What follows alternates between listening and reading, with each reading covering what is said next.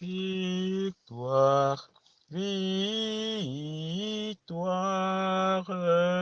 le Seigneur est vivant, il est ressuscité, le Seigneur est vivant, vraiment il est vivant, il a vaincu la mort est engloutie, elle n'a plus de pouvoir, oh victoire. Victoire.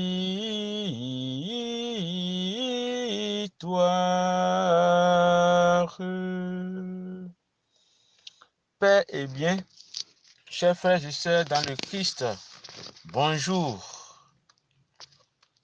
Aujourd'hui, dimanche de Pâques, dimanche de la résurrection. Nous bénissons le Seigneur pour ce mystère insondable que nous contemplons, que nous méditons en ce jour. Et à travers les textes liturgiques proposés à notre méditation, je voudrais partir de cette phrase que nous venons d'écouter dans l'Évangile. Il vit et il crut. Il vit et il crut. Les disciples et les apôtres ont suivi Jésus durant sa pastorale pendant 3 ans. Et Jésus leur a fait comprendre le mystère qu'il incarnait, le mystère de la rédemption, le mystère du salut, le mystère déjà annoncé par les prophètes dans l'Ancien Testament. Et la première lecture de ce jour rappelle ce récit de la résurrection de Jésus. Pierre et les autres disciples ont été témoins de ce grand mystère insondable, ce mystère inouï. Jésus est ressuscité et nous en sommes témoins. Voilà une parole sûre qui nous rassure. Une parole qui retentit dans le monde depuis plus de 2000 ans. Le Christ est ressuscité et nous en sommes témoins. Il nous a chargés d'annoncer au peuple qu'il est le Seigneur, celui que Dieu a établi pour conduire à la perfection tous ceux qui croient en lui. Alors, Jésus devient pour nous source de notre résurrection, source de notre vie en Dieu. Chers frères et sœurs dans le Christ,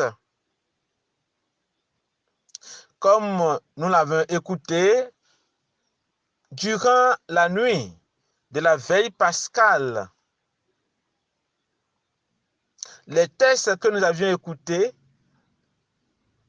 qui nous ont parlé du mystère de la création, du mystère du péché, et comment Dieu a sauvé l'humanité en son Fils unique Jésus-Christ.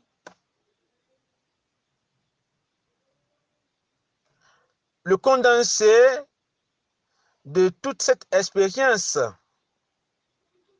se résume dans cette phrase, il vit et il crut. Voir ici, ce n'est pas dans le sens, je dirais, physique. Voir ici, ce n'est pas dans le toucher. Voir ici, c'est l'ouverture du cœur qui entre dans la compréhension du mystère que nous sommes en train de vivre.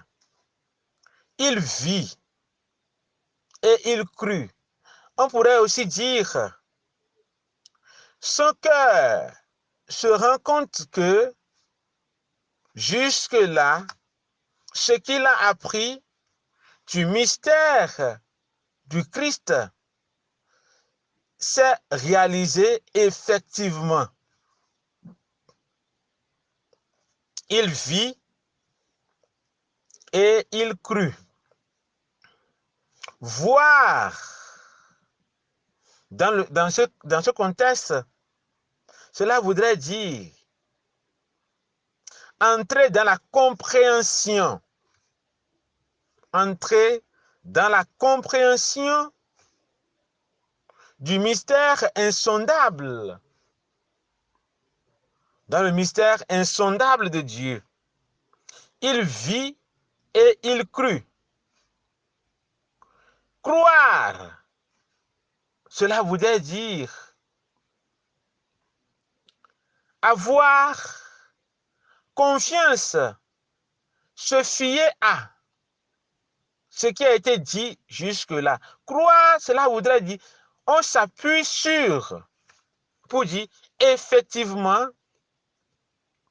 ce que l'Écriture a dit de cet homme se réalise.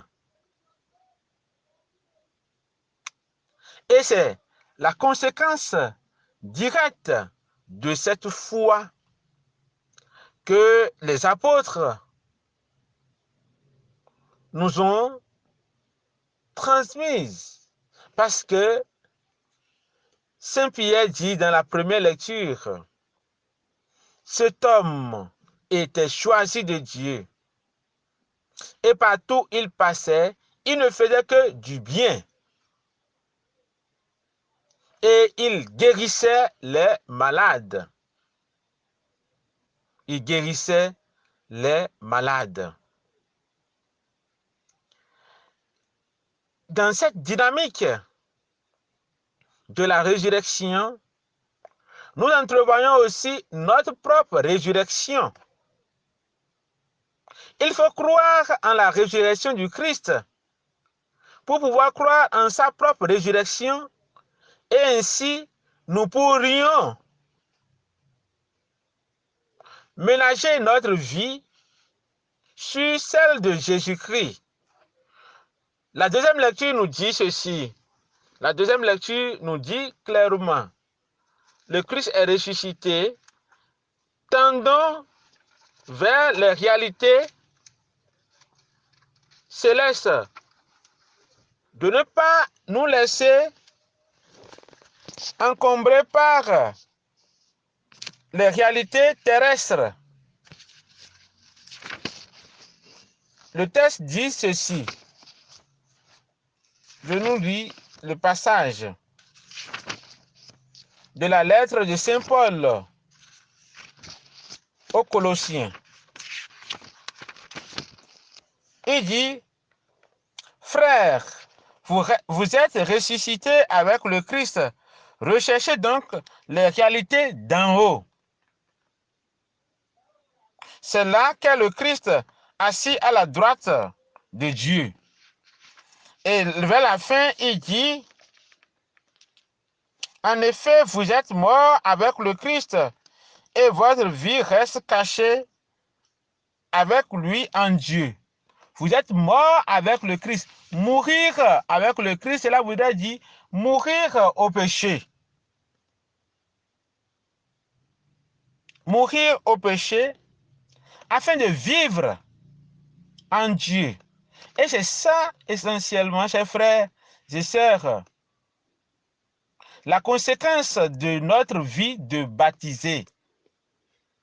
Je suis baptisé, je suis mort avec le Christ et ressuscité avec lui. Mais est-ce que le baptême reçu, la conséquence de ce mystère se vérifie dans ma vie? Elle s'est vérifiée dans la vie des apôtres qui sont les témoins oculaires. Il vit et il crut. Ceux-là ont mis toute leur vie dans ce mystère. Recherchez donc les réalités d'en haut. Cela voudrait dire nous détacher du matériel, le matérialisme qui, au fond, nous rend esclaves, nous alourdit. Il vit et il crut. Voir et croire. Comme Saint Albert le Grand. Comprendre pour croire ou croire pour comprendre. Comprendre pour croire. Cela voudrait dire mettre notre intelligence au service de la parole de Dieu pour croire en la vérité qui se dégage. Comprendre pour croire. Alors aussi dans le même sens, croire pour comprendre. Il vit et il crut. C'est dans cette dynamique-là que nous comprendrons le mystère. Jésus est ressuscité et il est avec nous. Il a vaincu la mort et nous a rendu la vie. Alors, accrochons-nous à ce Christ, accrochons-nous à ce Sauveur qui vient au jour le jour à notre rencontre. Il vit et il crut. Lui nous dira dans d'autres passages de l'Évangile en ces jours-ci que heureux ceux qui vont croire sans avoir vu. Heureux ceux qui croiront sans avoir vu. Nous sommes de ces gens-là qui croient, mais n'ont pas vu. Il y a beaucoup de choses. Il faut que je touche aujourd'hui. C'est le sensible, c'est le sensationnel. Non, Dieu n'est pas dans le sensationnel, dans le sensible. Il est dans l'intelligible, dans la compréhension. Alors demandons cette grâce à Marie, elle qui a cru, elle qui, malgré tous ces événements, elle gardait l'espérance que son fils est vivant et qu'il est ressuscité. Qu'il ouvre nos cœurs, les yeux de nos cœurs, de notre âme et de notre esprit à entrer dans cette vérité de foi. Le Seigneur soit avec vous et avec votre esprit. Que Dieu Tout-Puissant vous bénisse et qu'il vous garde. Le Père, le Fils et le Saint-Esprit.